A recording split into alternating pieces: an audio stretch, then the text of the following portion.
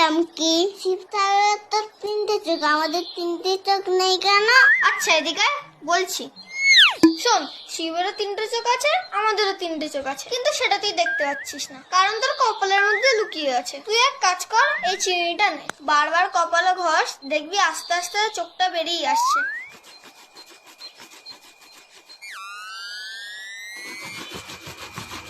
উফ, কি জ্বালা করছে, মনে হচ্ছে চোখে দাগা আছে, দেখে আসি তো। এখনো দাগা যাচ্ছে না, মনে হয় আরো বসতে হবে। কোন কোন জায়গায় ব্যথা গো বান্ধবী ললিতা, কোন কোন জায়গায় ব্যথা গো বান্ধবী ললিতা।